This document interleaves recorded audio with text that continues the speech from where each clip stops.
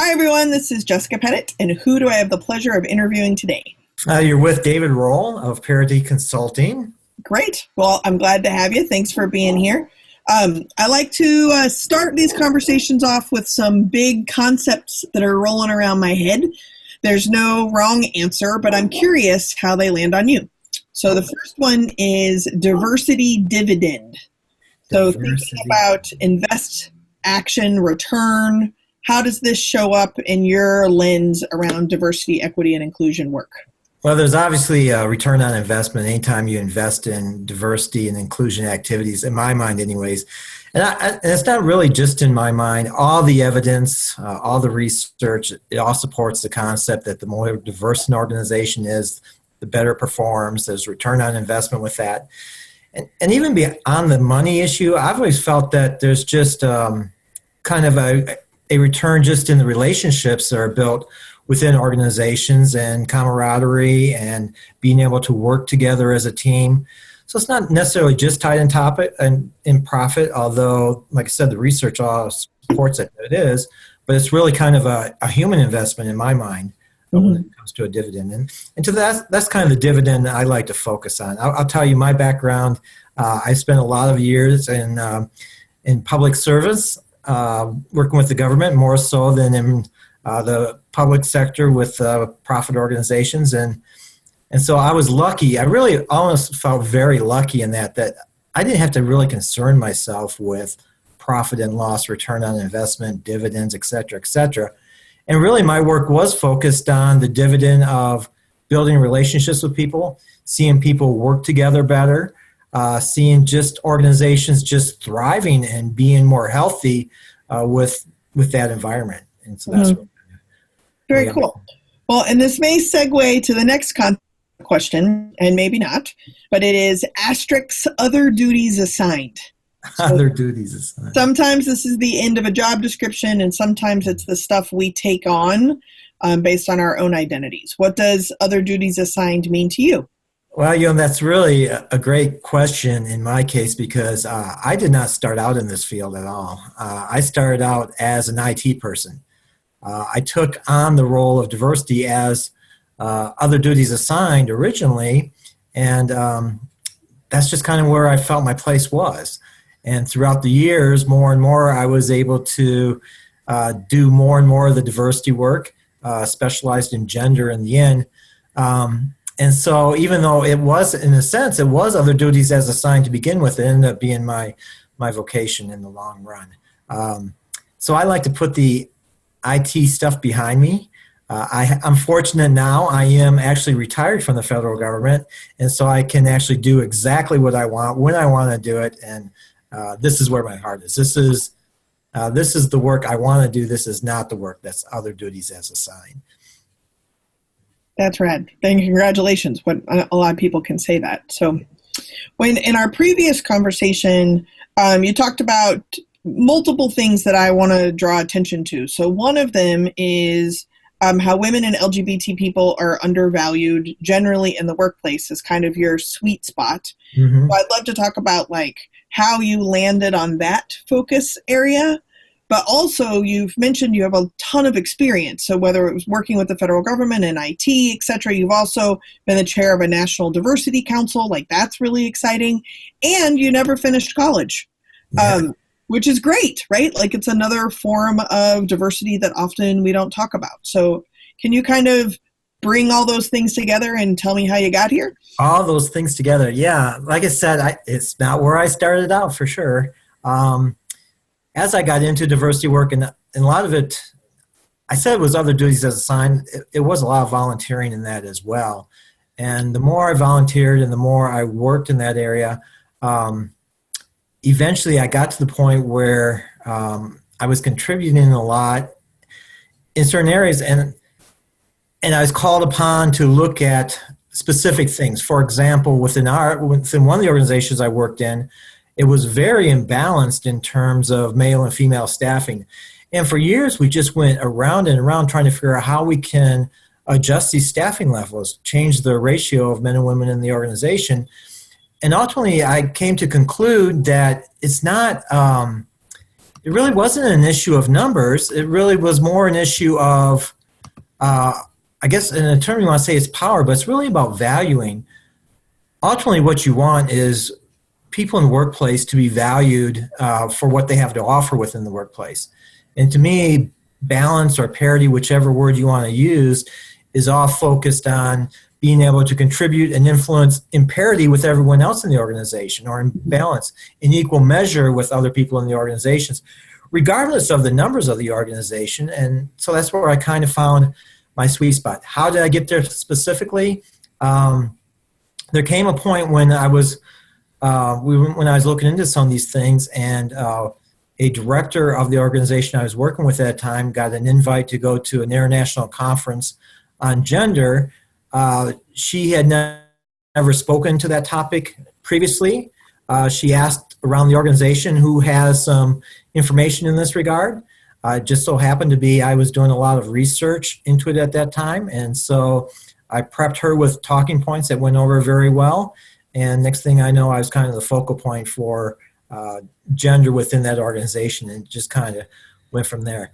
There were a lot of serendipitous occasions, and maybe you've heard this from others you've talked about, just where, I stood up, raised my hand in this case, and that led somewhere. Or I mentioned or talked to this person, and that led somewhere. So how I got from IT specialist to gender specialist was very serendipitous at times, but I think you kind of end up where you're supposed to be in the end, and maybe that's what happened in my case. Well, I do agree with that. I think it's interesting, though, that at least in my kind of stereotypes, is that IT can be a very male-dominated field, Yeah. and there's not a lot of men doing gender specialty. And even the use of the word parity isn't this like super masculine, competitive, profit dollar kind of piece, but it gets to that kind of incongruence, right? Which I thought is really kind of compelling. Why did you decide gender?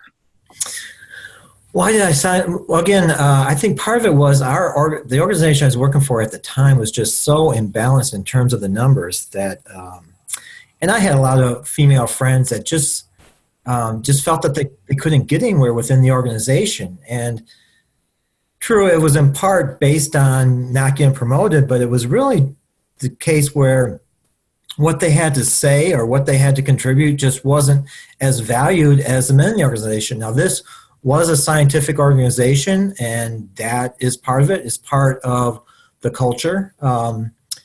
For example, you have to be very vocal in a scientific culture with your findings, and studies bear out that women are more hesitant about being vocal until they really have all their ducks in a row, or, men will just say anything and claim expertise at everything at times sometimes. And I think those type of things lead to some of that disparity, I think. And it just, the whole idea behind that just kind of fascinating. A lot of it had to do, and my wife, I'll tell you, my wife is in a male-dominated field as well. And so I don't know if that makes me a more empathetic guy more than others or not. Maybe yes, maybe no. But for somehow I was just tuned into what the issues were about being undervalued in that regard. Well, and I actually really appreciate it, just because there isn't necessarily a clean-cut answer in why someone feels called to advocate for other people, right? And one of the things I think is so important in our work is that oftentimes you can do great advocacy work at very little cost to yourself, but you notice what's happening and you're like, well, that's not right. So thank you for that. My two favorite questions, are you ready for those? Yeah, I'm always ready. So, number one is, what have you changed your mind about lately? Lately. Okay, you're probably looking for something a little bit more ethereal, perhaps, but it can be anything you want to. One interview was they changed their mind about a color. Okay, well, here's what I've honestly been wrestling with this for 6 months with my own consulting firm. Is a lot of consultants, and I'm not sure what has been said in previous interviews, but there's a sense that it's about calling clients And sometimes what that takes is being able to offer as many possible things, broaden yourself out so that you can meet many, many different demands. And I have heard that articulated from a number of other consultant friends of mine, that to make yourself available to anyone and everyone, market yourself as broadly as possible. On the other hand, I know other consultants and close friends that said, no, stick to your message, stay in your lane. That's what you're about. And I honestly wrestled with that quite a bit in the last couple months. And ultimately, I came down the side that I'm going to stay in my lane, regardless of whether, I have to turn my business because it's outside of my lane or not. I agree with door number 2. Give people one hook that you hang on. Don't give them a coat rack. Yeah. Great. And so I've kind of changed my mind on that since I originally, when I left the government, this whole idea of profit just wasn't kind of my mindset. And leaving, I'm thinking, well, I have to figure out a way to make money. It's really not about that. Honestly, it really is about doing what you feel you need to do. The money's, I won't say it's irrelevant, but it'll follow. Okay. What do you absolutely know? This is something I know for sure. Every person that you'll come across has within themselves something that, let's use the term closeted, in deference to the LGBTQ folks out there. I think it's everyone that hides some aspect of themselves, and that aspect can be extremely valuable to other people, and yet we all reserve something due to fear, trepidation of this or that. There's a lot of rationale for it, just human vulnerability, but no one is giving you everything or showing you everything entirely. And I think the more you can tap into and get people to feel safe, open up, offer more of what they have to give, I think that's very, very powerful. That's wonderful. Well, it's just in time for the lightning round. So you picked 3 numbers, and from my icebreaker cards, there's easy, intermediate, and deep. First one, number 47, deep. Given the ability, in what one Olympic sport would you most want to compete? Oh, I actually thought about this question before. I play a lot of tennis, and that's an Olympic sport now. Maybe tennis. Although, if I could do anything, I don't know why. I'm not a skier, but I love watching downhill skiing. I could be that just seems so exciting to me. So very cool. Number 11, easy. What is your favorite section of the bookstore in which to browse? All of them. That's your answer. Browse, I think, is the key word, because one day I may go in that maybe is something of interest, and the next day it may be not. Now, I do tend to, I beat myself up a lot. I do tend to go to the nonfiction, and I know I should read more fiction. I used to love it when I was younger, but there's so many things, nonfiction, I want to read now that I never get back to and enjoying the fiction. And maybe I should go to the fiction section more often. Nice. If it's helpful, I tend to find someone who writes fiction books but has written tons of them, and then I just read all of them in order. So, I just finished a series. There were like 30 of them. I'm sad, and I miss my friends. Okay, last one. Number 6 is also easy. Name the most beautiful place to which you've been. Beautiful. That's I'd want to say Banff, Canada. Especially the glaciers. We took a trip up there once. The lakes, the glacier lakes are so, you'll never see that color anywhere else on Earth, I think. Otherwise, the favorite city I visited would be Barcelona, which also had its own beauty in a sense as well. So depends on whether you want nature or something more suburban. I'd name one of those 2 places. Excellent. Well, I appreciate you spending some time with us. If people wanted to get in touch with you, where would they do that? We'll have your links just below, but website, etc.